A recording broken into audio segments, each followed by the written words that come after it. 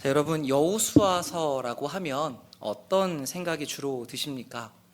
요단강이 갈라지는 일도 있고 여리고성이 무너지는 일도 있고 우리가 들었던 여러 가지 말씀들이 떠오르시죠. 그런데 막상 살펴보면 이 정복 전쟁에 대한 이야기는 여호수아서 전체의 절반 정도밖에 되지 않습니다. 그 뒤에 나머지 절반은 이 여러 가지 지명들을 나열하면서 땅을 분배하는 이야기들로 이어지죠. 이런 구성은 이 책에서 말하고자 하는 바가 여호수아의 리더십이 얼마나 뛰어난가, 또는 어떻게 해야 가나안 땅을 정복할 수 있는가, 이 방법에 중점이 있지 않다는 것을 말해줍니다. 오히려 하나님께서 아브라함에게 약속하셨던 그 땅을 이스라엘 백성들이 받았고 실제로 나누어졌다는 것을 밝혀주면서 약속을 성취하시는 이 하나님께 집중하고 있는 것이죠. 그러니까 이렇듯 여호수아서는 하나님의 신실하심, 하나님이 약속하신 바를 반드시 지킨다라는 것을 확증하는 책 중에 하나이기 때문에 우리도 그런 관점으로 이 책을 바라볼 필요가 있습니다. 여기에 걸맞게 오늘 1장도 그 성실한 하나님께서 먼저 움직이시는 장면으로 시작을 하죠. 1절을 잠시 보겠습니다. 여호와의 종 모세가 죽은 후에 여호와께서 모세의 수종자 눈의 아들 여호수아에게 말씀하여 이르시되, 자, 이 시점까지 창세기부터 여기에 이르기까지 여호와의 종이라고 불린 사람은 모세가 유일합니다.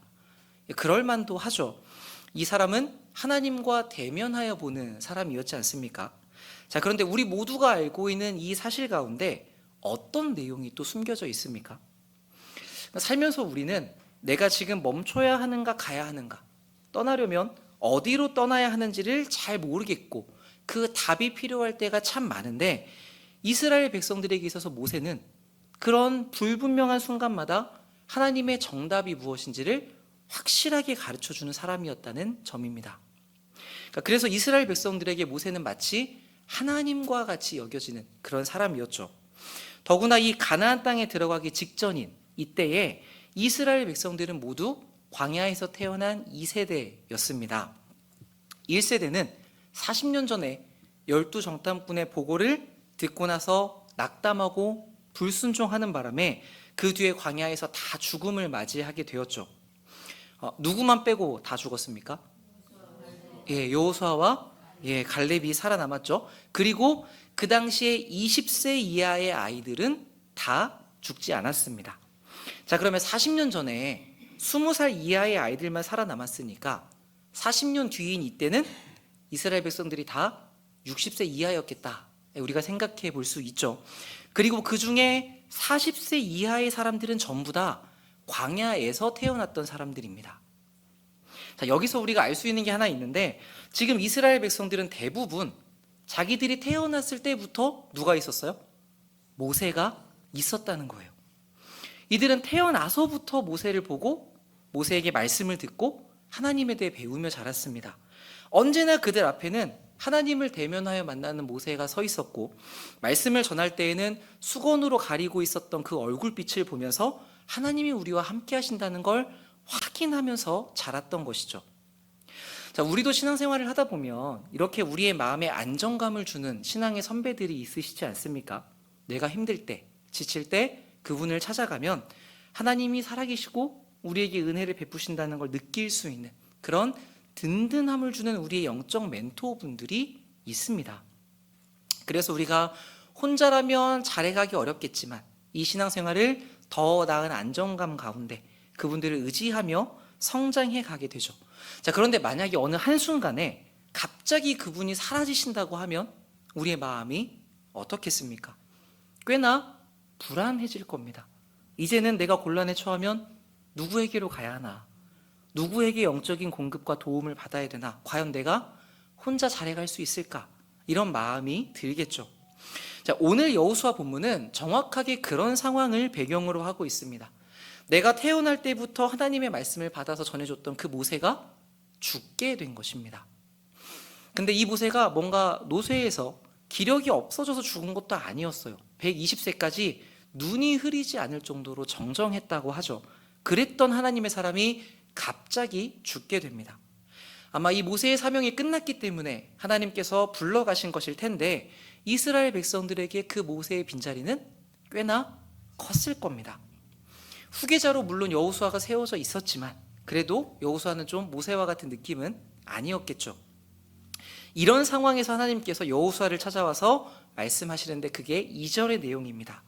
내 종 모세가 죽었으니 이제 너는 이 모든 백성과 더불어 일어나 이 요단을 건너 내가 그들 곧 이스라엘 자손에게 주는 그 땅으로 가라. 아마 우리가 이 말씀을 들었다면 하나님이 꽤 이상한 분이라고 생각했을 수 있을 것 같아요. 왜냐하면 지금 가나안 땅을 향해서 가라고 하시는데 이왕 가라고 하실 거면 모세가 있을 때 좀 가라고 하시지.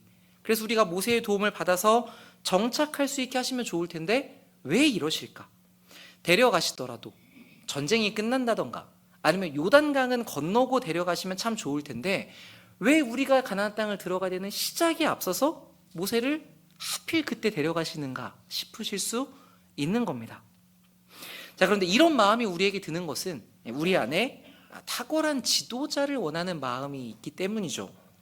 이게 없으면 마치 일이 실패할 것 같고 무언가 의지할 사람이 없어 불안해질 수 있습니다. 그런데 하나님은 마치 모세가 죽기를 기다리기라도 하셨다는 듯이 모세가 죽었으니 이제 너는 백성들과 가라고 말씀을 하십니다. 그러니까 이런 상황에 처음에 우리는 잘 이해가 되지 않죠. 하나님께서 왜 이렇게 일하실까? 저게 더 좋아 보이는데 왜 이 상황을 다 흐트러 놓고 움직이라고 하시는가? 이 하나님의 타이밍을 전혀 예측할 수가 없어서 갑자기 주시는 말씀에 당황할 때가 있습니다. 자, 그런데도 불구하고 우리는 그 순간을 마주하면 선택을 해야만 합니다. 이 말씀에 순종할 것인가 아닌가는 전적으로 우리에게 달려 있는 것이죠. 자, 그런데 이런 혼란의 순간들을 우리가 신앙생활하면서 자주 겪죠. 몇 번을 겪으면서 우리는 점차 나와는 다른 방식으로 일하시는 하나님을 경험해 가게 됩니다. 정말 하나님의 타이밍은 내가 예상할 수가 없구나. 하나님이 일하시는 방법은 내가 생각하는 것과는 차원이 다르구나. 그렇게 우리는 하나님이 내 생각보다 훨씬 크게 일하신다는 것을 배워가게 되는 것이죠. 여기서 더해서 우리는 내가 주는 땅으로 가라고 하신 이 하나님의 말씀으로부터 하나의 깨달음을 얻게 됩니다.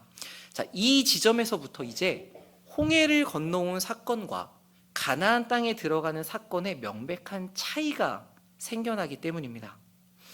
애굽에 있던 이스라엘 백성들이 홍해를 건너서 광야 생활로 들어왔던 일은 하나님께서 일일이 다 보여주시고 직접 공급하시고 그들을 이끌어 오신 일이었습니다. 이스라엘 백성들이 나왔을 때부터 구름 기둥과 불 기둥이 호위를 했어요. 갈 길을 보여줬고 그리고 홍해를 갈라주시고 난 다음에 그 홍해를 건너가라고 말씀하셨고 그리고 필요할 때마다 만나와 메추라기를 직접 내려주셨습니다. 그런데 이후에 가나안 땅으로 들어갈 때에는 아무것도 보여주시지 않으면서 가라고 하시는 것이죠. 요단을 건널 때에도 발을 먼저 담근 후에야 그 물이 멈췄습니다. 그리고 그 전쟁을 하는 동안 그 가나안 땅에 들어가는 동안 먹어야 될 양식도 백성들이 직접 준비를 했죠. 그러니까 이전과는 완전히 다른 방식으로 하나님께서 이 백성들을 이끌어 가시는 겁니다. 자, 그래서 이 출애굽 사건은 우리의 구원을 상징적으로 나타내는 것으로 보시면 좋습니다. 이스라엘이 자기의 의지가 아니라 떠밀려서 애굽에서 쫓겨나왔죠. 또 애굽 군대에 쫓겨서 홍해를 건넜습니다. 그러니까 이 일들은 다 하나님께서 주도적으로 하셨기 때문에 모세도 너희가 가만히 서서 하나님이 하시는 구원을 보라고 이야기를 했습니다. 그러니까 이 구원의 사건에는 우리의 역할이 없습니다. 전부 다 하나님께서 다 하시는 것이죠. 그런데 그렇게 홍해에서 세례를 받아서 하나님의 백성이 된 사람들은 가나안 땅으로 들어갈 때 전혀 다른 방식으로 하나님이 대하십니다. 왜냐하면 이제는 하나님의 나라에 속한 사람들이 어떤 방식으로 살아가야 되는지를 하나님께서 가르쳐주고 계시기 때문입니다. 하나님께서 이미 약속한 것들이 준비되어 있는데 앞으로 그것들을 받아 누리려면 어떻게 해야 되는지를 알려주시는 것이죠. 그렇기 때문에 이 여호수아서에는 어떤 방식으로 적과 싸워서 이겼는지가 아니라 그들이 하나님의 말씀을 따라갔는가, 비록 보이는 구름 기둥은 없지만 하나님께서 하신 약속을 믿고 순종했는가를 다루어 주는 겁니다. 그래서 여호수아서의 사건은 매 사건마다 하나님께 순종했느냐 하지 않았느냐라는 이 평가가 계속해서 등장하는 것이죠. 자, 하나님도 이제부터는 내가 너희에게 다 해주겠다라고 말씀하시지 않고 믿음으로 나아갈 것을 요청하십니다. 가만히 있으면 다 줄게 라고 하시지 않고 내가 이미 주었으니 너희가 가서 취하라고 약속하시죠. 그러니까 우리에게 역할을 하나님이 맡겨주신다는 것입니다. 아마 대부분 다 아이를 길러보셨기 때문에 잘 아실 것 같아요. 우리가 아이를 기를 때에도 갓난아기 때에는 다 해줍니다. 그런데 아이가 좀 자라서 말을 알아듣고 움직일 수 있게 되면 우린 아이들에게 역할을 부여하죠. 그렇게 함으로써 아이와 우리가 함께 무엇을 하고 또 아이가 더 성장할 수 있도록 가르쳐 줍니다. 그러니까 하나님도 우리를 그렇게 성장시켜 가시는 것이죠. 자, 그런데 그렇다고 해서 자, 이제 너희가 열심히 해야 되니까 그럼 밖에 나가서 혼자 열심히 벌어와봐 라고 하시는 것은 아닙니다. 가면 내가 준비해 둔 것을 얻을 수 있다 라고 하시죠. 우리 3절과 4절 말씀 보겠습니다.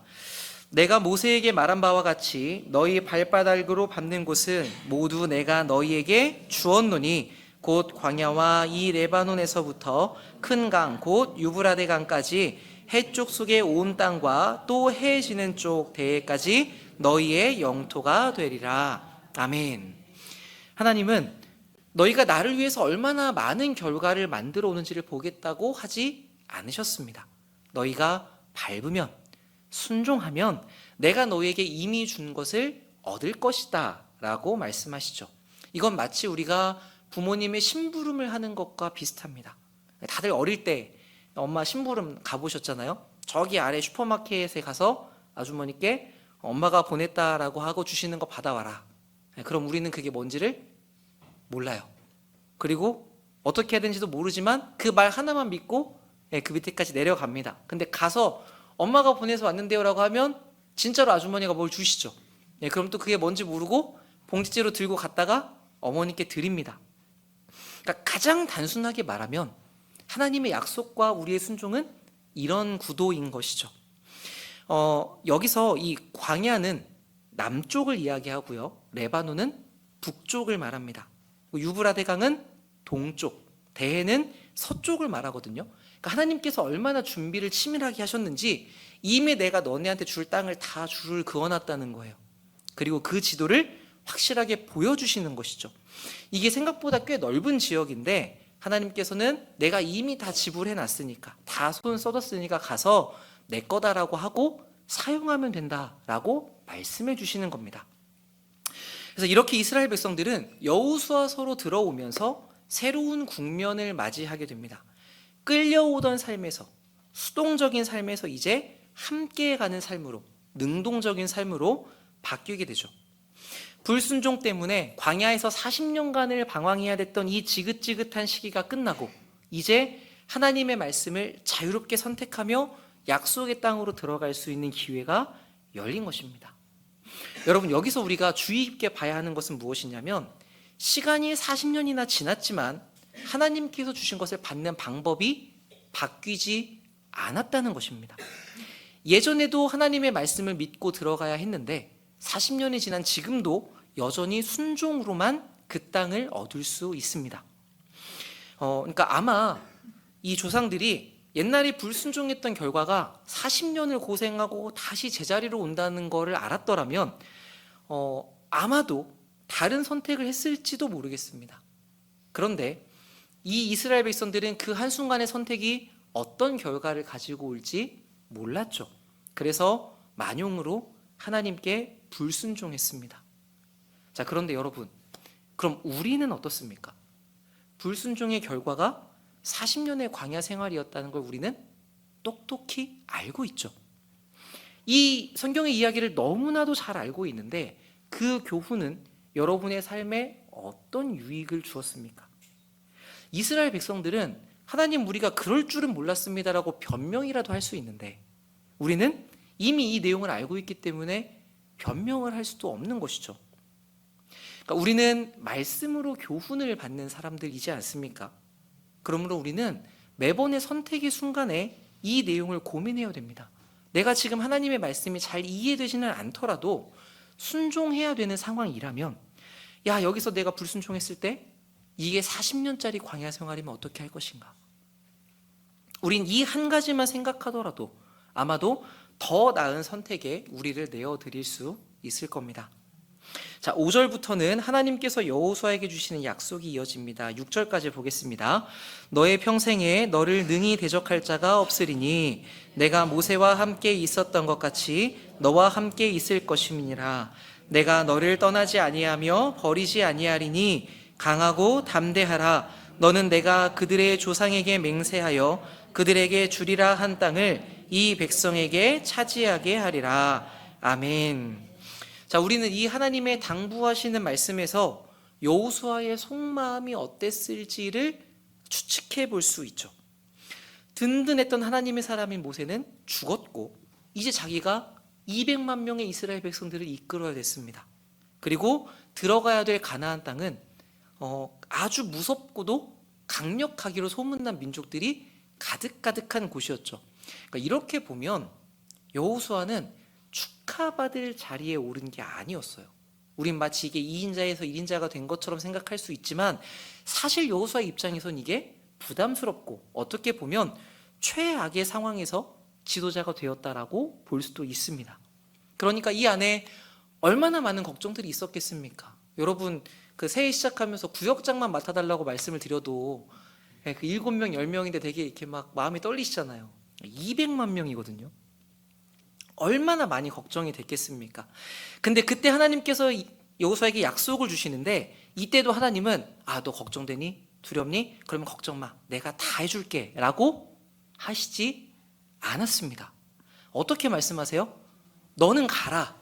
내가 너와 함께 하겠다라고 말씀하십니다. 그러니까 가는 건 누구냐면 우리예요. 우리가 가야 되는데 거기에 하나님께서 함께 하신다고 이야기를 합니다. 여러분 이게 성경 전체를 관통하는 그 하나님의 큰 약속입니다. 구원을 이룬 우리들에게 하나님께서 많은 복들을 준비해 두셨거든요. 그런데 그걸 얻기 위해서 누가 움직여야 되냐면 내가 움직여야 됩니다. 그런데 우리는 종종 이 내가 해야 되는 역할을 잊어버리거나 미루죠. 그래서 하나님께 하나님 이것 좀 해주십시오라고 계속 기도를 하는데 그 중에서 우리의 역할이 있습니다. 그리고 여러분이 움직이셔야 하는 그 일은 반드시 여러분이 하셔야 됩니다. 하나님이 이거 절대 대신 안 해주십니다. 자, 그런데 우리가 이걸 알지만 내가 가야 되는 걸 알지만 움직이지 않는 경우도 있죠. 그때는 왜 그런가 생각해 봤더니 우리에게 이 하나님의 함께 하신다는 약속이 그리 크게 느껴지지 않아서인 것 같아요. 우린 이미 이 하나님의 약속을 너무나도 많이 들었고 너무나도 잘 알고 있기 때문이죠. 여기 앉아 계신 분 중에서 하나님이 나와 함께 계신다는 사실을 모르시는 분이 어디 있으십니까? 우린 다 이미 알고 있잖아요. 그러니까 차라리 지금 내가 뭔가를 잘못해서 하나님의 나를 떠나 멀리 계시는 바람에 안 풀리나 보다라고 한다면 그걸 빨리 수정해서 뭔가 잘해보려고 할 텐데 근데 하나님은 맨날 같이 있는다고 하시면서 아무것도 안 해주시는 것 같을 때 이제 그럴 때 우리 이제 더 서운하고 더 막막하단 말입니다. 그래서 기도의 자리에서도 하나님 함께 계신다면서요, 함께 계신다면서요를 계속 반복하기도 하죠. 그러니까 이렇게 보면 하나님이 함께 계신다는 그 말씀이 우리에게 실제적으로는 그렇게 큰 힘이 되지 않는 경우도 있어 보이는 듯합니다. 그런데도 하나님은 그때 뭐라고 얘기하시냐면 그래, 내가 너와 함께 있다라고 말씀하세요. 내가 모세에게 함께 한 것과 같이 너와도 같이 있겠다. 내가 너를 떠나지 않고 너를 버리지 않겠다. 하나님이 왜 이렇게 우리에게 반복해서 말씀하시는가 하면 우리에게 이것만큼 중요하고 필요한 약속이 더 없기 때문입니다. 성경은 이것을 예수님의 오심으로 증명해냈죠. 예수님의 별명이 무엇입니까? 하나님이 우리와 함께 계신다. 임마누엘이시잖아요. 그러니까 이 예수님 안에는 우리가 해낼 수 없는 모든 것에 대해서 그보다 크신 하나님이 자기를 내어주시기까지 함으로써 해결해낸 우리가 상상하지 못하는 크게 내용이 담겨 있습니다. 하나님이 함께 하신다고 했을 때 벌어진 일이 무엇인가? 우리가 해결할 수 없는 죄의 문제가 해결되고 죽었던 사람이 살아나고 우리가 모든 그 능력을 갖게 되면 하나님의 백성이 된다는 것, 그러니까 우리가 전혀 몰랐던 일들이 벌어진다는 걸 하나님이 예수 그리스도를 통해서 보여주시는 것이죠. 자, 그런데 우리는 예수님께서 하신 일이 어느 정도인지, 얼마나 대단한 것인지, 이 사랑의 크기가 어느 정도인지를 사실은 잘 알지 못합니다. 그래서 바울이 우리에게 그 넓이와 깊이와 높이가 얼마나 큰지를 알기를 바란다라고 이 얘기를 하는 거잖아요. 무한하신 사랑이라는 게 고작 우리가 알고 있는 그 정도의 사랑은 아니겠죠. 그래서 우리는 날로 이 하나님의 은혜와 사랑을 배우고 알아가고 있습니다. 그럼에도 우리의 평생을 다해도 다 알 수가 없어서 마지막 날에 우리가 하나님을 마주하는 그 영원의 순간에 비로소 알게 될 것이라고 성경이 밝히 이야기해 주죠. 자, 그렇다면 그 예수 그리스도 안에 담긴 내용을 우리가 다 모르고 있다면, 다른 말로 표현해서 우리는 이 하나님의 함께 하심에 대해서도 알고 있다고 섣불리 말하기가 어려워집니다.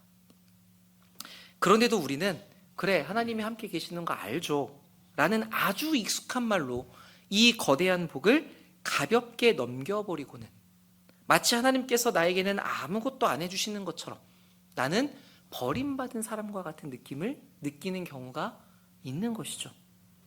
그렇지 않습니다, 여러분.